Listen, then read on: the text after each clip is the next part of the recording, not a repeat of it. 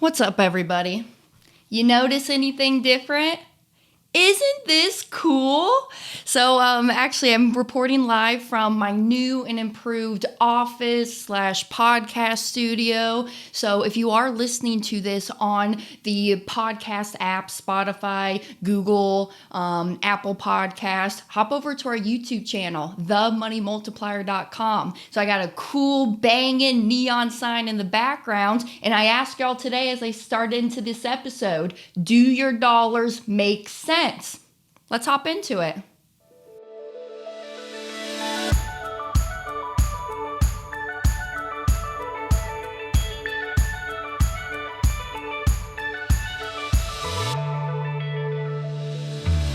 Hey, Money Multipliers. Welcome back to another episode of the Money Multiplier Podcast. I'm your host, Hannah Kessler, and today I am sitting here.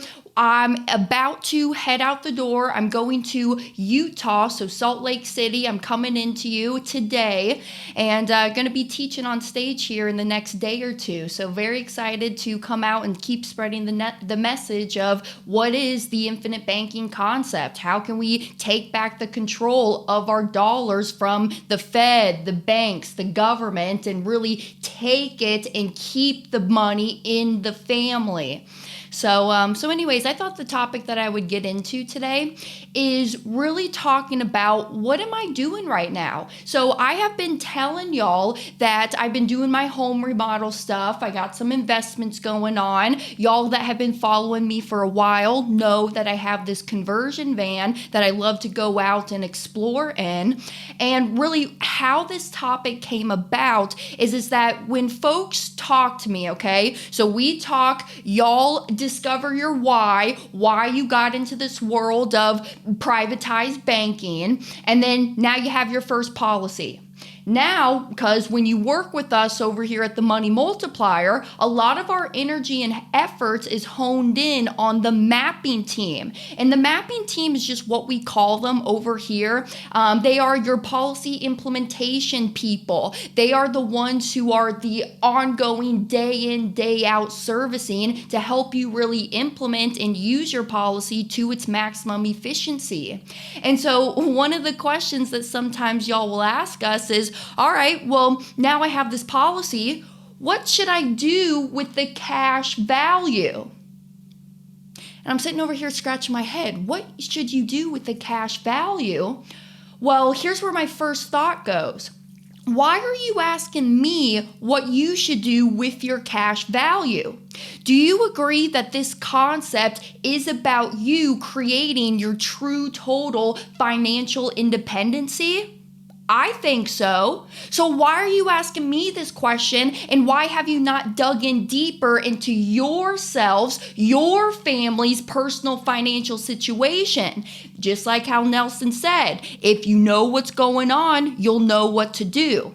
And actually, quick thing too, what I've been doing as well is that each month, because I preach this all day long too, each month I go in and I assess my finances, what's coming in as my income, what's going out the door as expenses, and what is that leftover, and kind of talking about how I like to keep that leftover held within inside of my policies, funnel that cash flow through.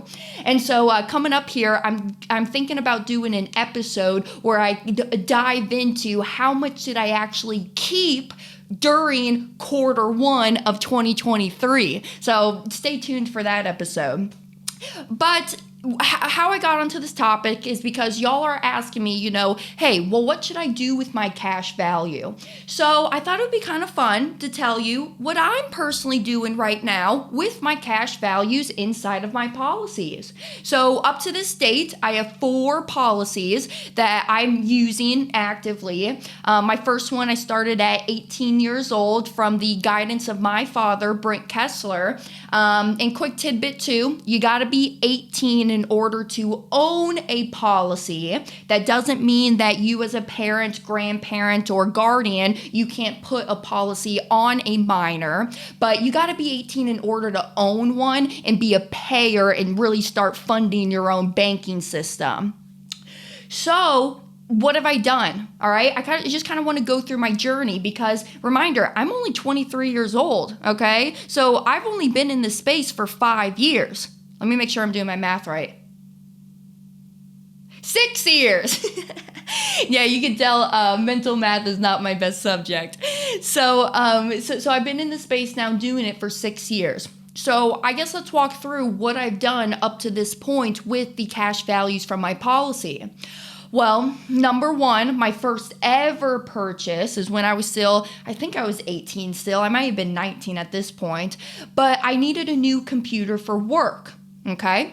I just transferred over to the MacBooks. Honestly, best decision I ever did. I'm actually an iPhone user, so I really like the capabilities that I can text from my MacBook computer.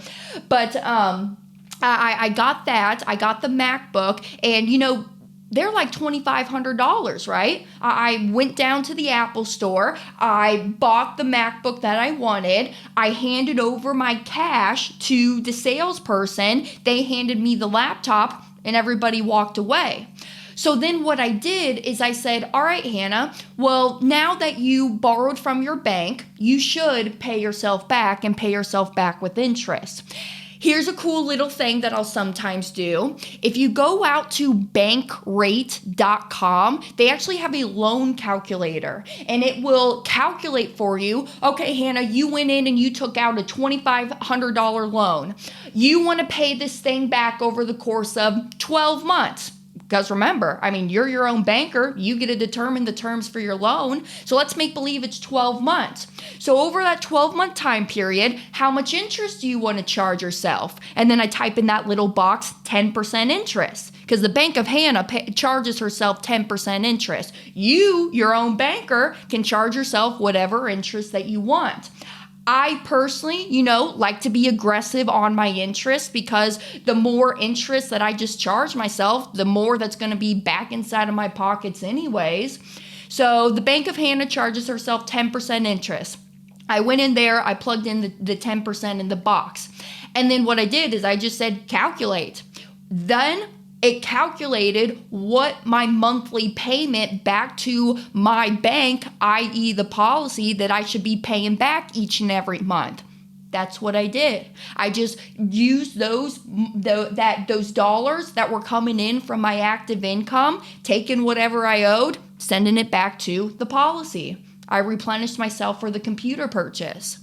So then, because I was replenishing that cash in there, and I guess one more thing that I guess is coming to my head too, you don't have to pay back policy loans, right? But another reason why I like to pay back my loans is that, yes, I am playing honest banker. I'm not stealing from my banking business, but it's really prepping me and thinking long range for opportunities, investments, maybe unexpected expenses that come up that I need this cash for. And if I just completely drain my capital, don't have a plan to make it back up, I could miss out on some of these future opportunities that come and present themselves to me.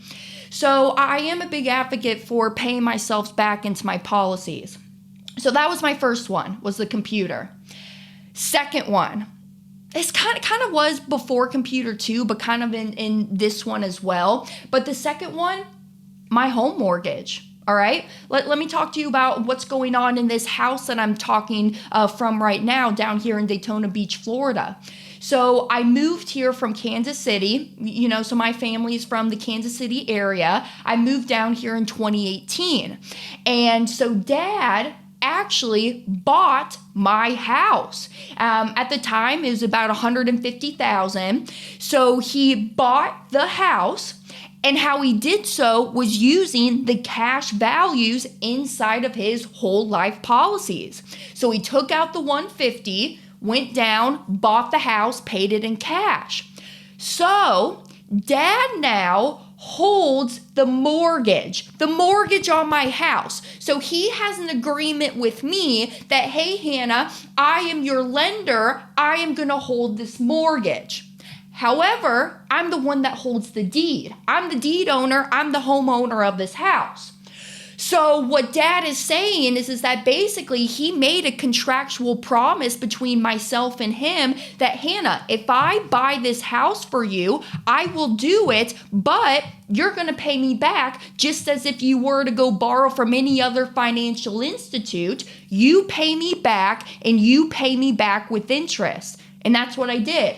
Now, Dad, the Bank of Dad charges you 13% interest, all right? So don't recommend. Kidding. But, he does charge us 13% interest. And so each and every month up to this point now, I pay Dad $1,500 a month. That is my monthly mortgage payment. And so if I need to, I will dip into my policies. Actually, sometimes I'll even do this. I will ask Dad if he's feeling kind of nice, I'll say, Dad, how about this? Let me go ahead and pay you my full 12 months of my mortgage payments. And if I do, would you give me like a prorated rate? Sometimes you'll say yes, sometimes you'll say no.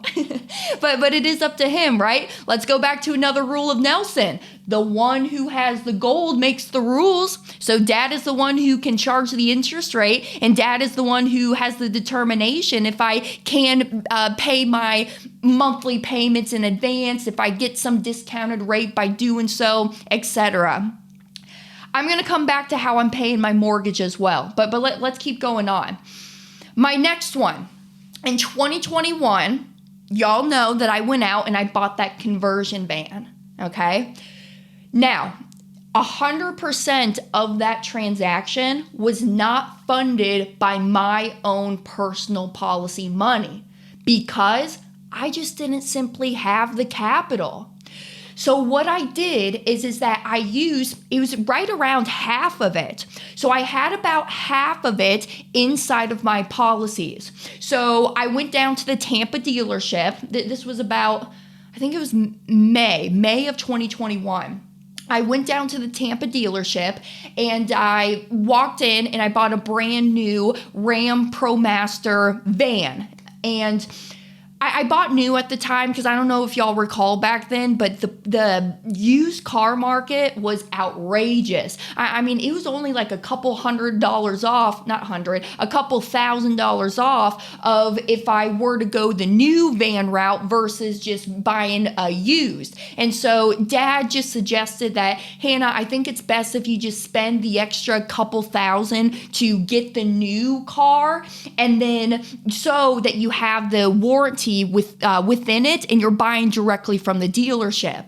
So that's what I did, because my dad really is my mentor. And so I kind of just follow what he says and kind of what he's teaching me because, I see all this success and stuff that he has. And so hopefully one day in the future, I will be able to live just as freely as that. So he told me, he says, all right, Hannah, go buy the van new. And that's what I did. The van itself, I just bought the box of the van. It had nothing inside of it. It was, if y'all want to know, is the 3500. It was the 159-inch wheelbase. It was the high roof is what I got and what I built my van off of. And the color black. So I went down, I bought that van. The price of it was about $55,000. I had that within my policies. So I went in there, I took out the 55, and I walked in and I did my transaction. Now, something that I kind of did where the dealership was kind of probably mad at me, but actually what I did is I went in and I made them construct the loan agreements that if I were to go and borrow from them, what would be my monthly payment? What would I have to pay you? Because I'm young, right? I mean, I don't have a lot of credit backed up behind me. I don't have a lot of experience yet here on this planet. So the bankers were going to charge me a high interest rate, even if I had a co-signer. So they were going to charge me 9% interest. And I said, okay, well, if I take this loan from you, how much do I need to pay myself, or how much do I need to pay you if I do take this loan from you? What would be my monthly payment? And they said it was right around like $900 and something a month. And so I said, okay, well, thank you for doing all of that. I have a check here for $55. I'm going to pay it in full with you. And the reason I did that is because they just did all the heavy lifting for me. Now I know how much I need to pay myself back each month into my policy for the van that I just went out and purchased. So we're up to the point that I have the van. Now that I have the van, my second step, I got to do the conversion, right? That's my whole goal of why I got the van. So I met a guy, his name is Andy. I actually found Andy when I was doing my Google research. I was going around and calling a whole bunch of places. And I liked Andy because he actually lives on the road. Him and his partner were on the road for about 3 years. So I trusted Andy because I'm like, hey, you've been living this lifestyle for 3 years now. You know what is necessary, what's not. So let's do it. And I wanted to kind of go the custom route as well, because what I actually did is I did build in a litter box so that my cat, when Daisy comes on the road with me, she has a place to go potty, right? She needs that extra space and extra room. So I did kind of go the more custom route because I wanted to have my cat with me and live more comfortably. So I reached out to Andy. I put a deposit down with Andy, and the conversion itself, I want to say it lasted about 2 months to 3 months. And at the time, he was living up in Nashville, Tennessee. So I drove the van from Daytona Beach up to Nashville. From there, I left it with him for that time period. He was always checking in. We were chatting. He was sending me pictures, updates, whatnot. Actually, too, if any folks out there are really interested in that van life and obtaining a conversion van, Andy's your man. I will actually, if you reach out to me, I will give you his contact info. He's still doing work to this day, but he just relocated to Tucson, Arizona. So anyways, I got into that, did the van, Andy started the conversion, and now here comes the financing. So what Andy required is he wanted a third up front, a third in the middle, and then a third at the very end of the project. Now, if you don't deal with contracts or you don't watch People's Court and My Lovely Lady, Judge Marilyn, just know, if no one has told you already, because I don't know this, so this is for my PSA for all of my young folks out there. Do not pay your projects in full at the start of it. Because then, why? It gives your person that you're working with no incentive to finish the job or even come back. So don't pay your projects in advance. Actually, one of my family members did that one time, and they couldn't get the guy to come back. They didn't, no call, no show. Nothing happened. I don't know what he did up to that point. It wasn't a whole lot of dollars, but I mean, hey, you're still out some. It still freaking sucks. So, actually, hold on. Follow my ADD for a second. Y'all want to know how wild and crazy I really was and how I did not have the knowledge? When I was 17 years old, because I actually moved out when I was 17, I moved into my first apartment. In my first apartment that I had, I didn't have a credit card. I had checks, because I had my regular checking and savings account down at the bank. Did I really know how to use checks though? No. I mean, let's be real. I literally just graduated high school. They didn't teach me how to write checks. So what I did is my first ever rent ever in my first ever apartment. I'm so mortified to this day about this. All right, I had some roommates, okay? So our rent was I think it was about $1,100 a month. And it was a 3-bedroom place. And so that $1,100, I was a waitress at Cracker Barrel at the time, all right? So my income, I was getting paid out cash. Each and every night, they would pay me out my tips and they would give me cash for it. So what did I do? I put all of that $1,100 in an envelope and I mailed it. I put cash in the mail and I mailed it to my landlord. Luckily, my landlord was a very nice gentleman that he said, "Hey, Hannah, I received your cash, and in the future, I wouldn't do this. This is why. Here's another tidbit from Judge Marilyn. Never hand over cash if you don't have a receipt coming back in this hand. Cash goes out once you have a receipt that comes back in. Judge Marilyn even says, find the nearest toilet paper and a crayon to write down that receipt on. Anyways, just a quick little story for y'all. So, all right. So back to the van. So we're talking about the financing. Pay a third up front, a third in the middle, a third at the very end. And so that's what I did. But I had to have a little bit of help. I used all of my policy money. I bought the van itself. So what I did is I turned to my first source. I said, hey, Pops, I know you like to do some lending. I would like to go and do this conversion on the van. If possible, would you lend me this extra money that I need to finish my van conversion? And he said yes. Again, Dad wrote up that promissory note being that, hey, Hannah, if you do not pay me my monthly payments, I am going to come and take that van right off your driveway, just as if any normal bank would.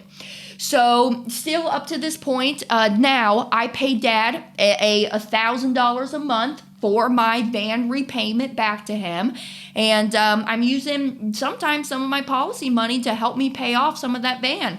Back to the mortgage example. Hey, Dad, if I pay you hey, Dad, if I pay you for the full year of all my van payments, instead of sending you $12,000, is there any way that I can get this prorated?